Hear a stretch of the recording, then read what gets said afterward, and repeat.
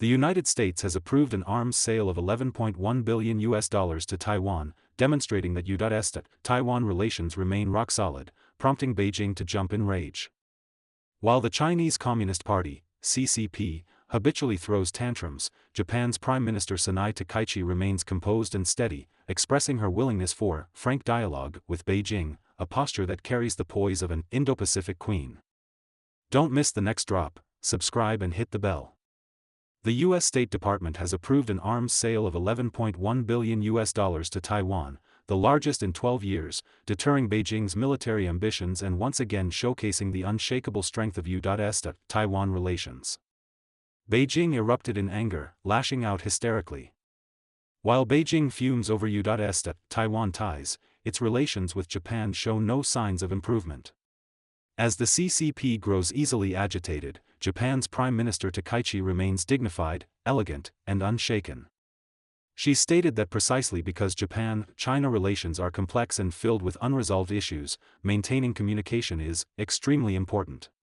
Therefore, she expressed willingness for frank dialogue with Beijing, showing an impressive level of composure and openness. According to Taiwanese scholars, Beijing's pressure on Japan has escalated, even partnering with Russia to threaten Japan militarily. As the U.S. focuses more attention on the Western Hemisphere, the Indo-Pacific remains central to America's strategic interests. Under these circumstances, Takaichi is becoming a symbolic figure among First Island chain allies, including the Philippines, South Korea, and Taiwan, shouldering the responsibility of countering the CCP. Ironically, Beijing's disruptive behavior is elevating Takaichi's stature as the Indo-Pacific queen, with the CCP reduced to a mere red carpet beneath her feet. Inside China, Beijing's troubles keep piling up. A sweeping political purge has left CCP officials living in fear and eager to display loyalty. How do they do that? By demonstrating extreme hostility toward Japan, completely disregarding the damage to China-Japan relations. Trump's Taiwan arms deal is the largest in 24 years. On December 18, Taiwan announced that the U.S. State Department had approved the second arms sale to Taiwan during Trump's second term. The total amount, $11.1 billion, is the largest since 2001. This package includes 82 HIMARS truck-mounted missile launcher systems valued at $4.05 billion, which will improve Taiwan's capability to strike invading forces.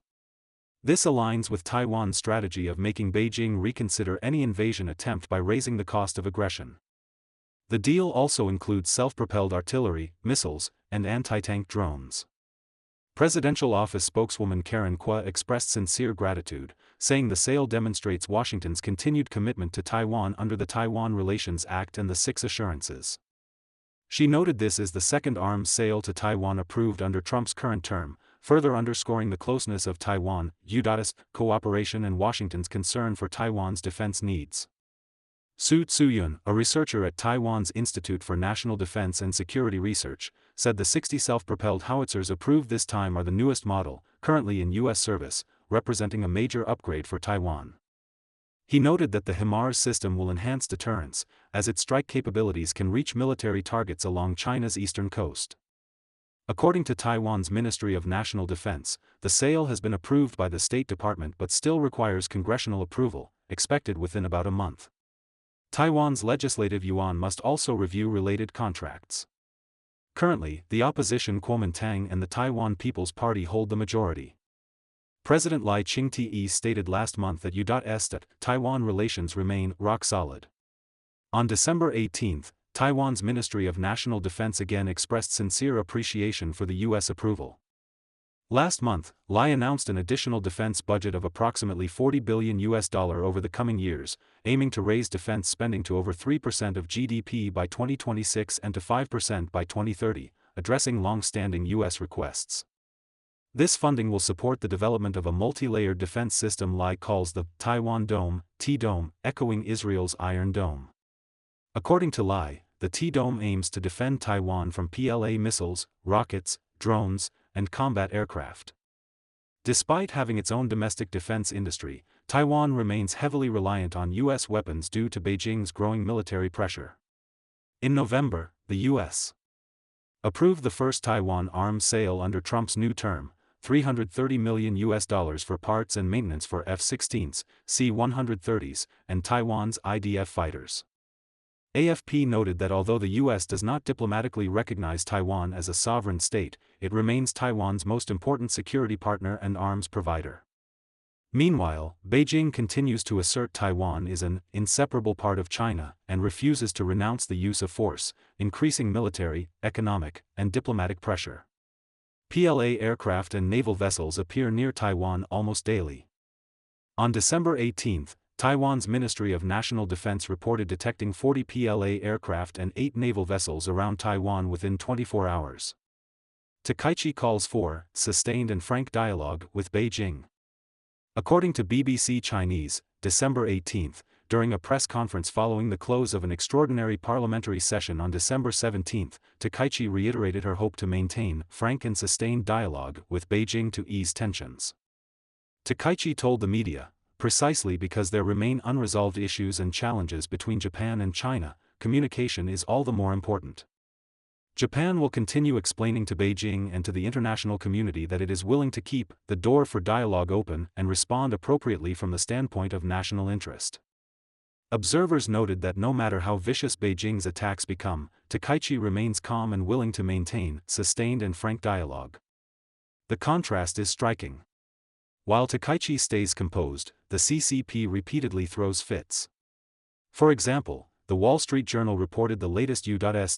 Taiwan arms deal under the headline, U.S. approves $11 billion arms sale to Taiwan, angering China. Other outlets used expressions like fuming mad, set news, and strong dissatisfaction, Deutsche Welle. This constant temper tantrum from Beijing only reinforces Takaichi's image as the Indo-Pacific Queen. According to a December 18 article by Tong Minghui, a PhD candidate at National Taiwan University, Beijing's relentless pressure has inadvertently elevated Takaichi. The CCP may become the red carpet beneath the Indo-Pacific Queen's feet. How did this happen? In November 2025, Takaichi stated during Diet questioning that a PLA blockade of Taiwan could constitute a situation threatening Japan's survival. The turning point came when the Chinese consul general in Osaka issued a decapitation threat toward Takaichi, an extreme wolf warrior remark that sharply worsened Japan-China relations.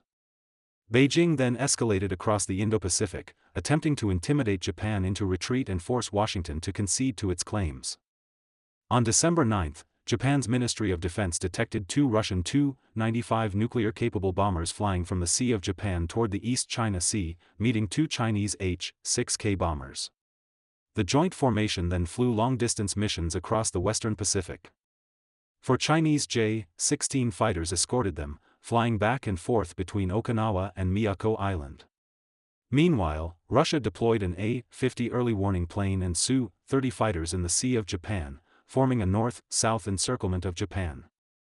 At the same time, Beijing continued stirring up trouble in the Taiwan Strait in Southeast Asia, provoking regional instability and fueling resentment toward Japan, hoping to divide Japan, isolate Taiwan, and weaken the first island chain. Tong argues that militarily, Japan now faces strategic pressure from a China-Russia pincer. Japan's defense white paper has already labeled the CCP as an unprecedented, greatest strategic challenge. Frequent joint Chinese-Russian exercises in the region have heightened Japan's security risks. Data shows Japan's air self-defense force continues scrambling jets at high levels, mainly in response to Chinese aircraft, similar to the constant pressure Taiwan faces. In FY 2024, Japan scrambled over 700 times, about 70% were in response to Chinese aircraft. Flight path maps released by the Joint Staff Office show PLA aircraft traversing much of the East China Sea and Western Pacific, often approaching Japan's southwestern islands and the Miyako Strait. While Russian aircraft operate near Hokkaido and the Sea of Japan. By coordinating from both north and south, Beijing and Moscow aim to stretch Japan thin and restrict the airspace connecting Japan and Taiwan. While China and Russia pressure Japan in the north, Beijing also intensifies coercion against Taiwan and Southeast Asia. By escalating armed displays near Taiwan, Beijing hopes to pressure U.S. allies collectively, forcing Washington to reconsider its commitments. Tong writes that in 2026, the Indo-Pacific landscape will be shaped by U.S. offshore balancing and Beijing's multi-domain coercion. If Washington rebuilds the international order around Trump's Core 5 concept, Japan will become America's primary regional power in the Indo-Pacific, bearing heavier responsibilities. China-Russia ties may not remain stable. Once a Ukraine ceasefire is settled, Russia may need to consolidate its gains and could be less inclined to assist Beijing in the Indo-Pacific, acting only occasionally as a symbolic anti-fascist partner. Historical tensions between China and Russia remain deep and unresolved. Under these circumstances, Beijing's pressure will accelerate Japan's path toward becoming a normal nation. Takaichi, enjoying strong public support, will strive to avoid becoming another short-lived prime minister. If she gains backing from Taiwan, the Philippines, and Southeast Asian countries, she may indeed ascend to the role of Indo-Pacific Queen. If she were ever to hold a coronation as the Indo-Pacific Queen, the CCP would merely be the red carpet beneath her feet. CCP officials live in fear, attacking Japan to signal loyalty. Inside China, CCP officials appear furious with Takaichi, but this is merely a performance for Xi Jinping. According to Kazunori Nakazawa, senior writer at Nikkei, the annual Central Economic Work Conference is usually an opportunity to observe China's economic policy direction. But at the December 10th to 11th conference, the main focus was on who wasn't there. Nakazawa believes growing evidence shows Xi Jinping's massive purge will continue. Even officials close to Xi feel unsafe, fearing they could be next. After Trump met Xi in Busan on October 30th, Trump remarked that officials around Xi looked terrified, including Foreign Minister Wang Yi and Politburo Standing Committee member Kai Chi. Takaichi's remarks on November 7th about a potential, survival-threatening situation angered Beijing. China's consul general in Osaka, Xue Jian, threatened Takaichi with decapitation, and the Ministry of Foreign Affairs refused to apologize. To prove their loyalty to Xi, CCP officials have acted excessively. For instance, in Shanghai, Japanese pop diva Ayumi Hamasaki's concert was suddenly cancelled. Japanese singer Maki Atsuki, known in China for performing a One Piece theme song, was also forced to halt her concert. On November 28, midway through Atsuki's concert, the stage lights abruptly shut off and the sound system stopped. Chinese authorities forced the cancellation mid-performance, something they could have done beforehand, suggesting it was a deliberate disruption. CCP officials behave this way because they cannot see an end to the nationwide purge. Unable to withstand the current political climate, many officials have redirected their hostility toward Japan, regardless of the damage to China-Japan relations.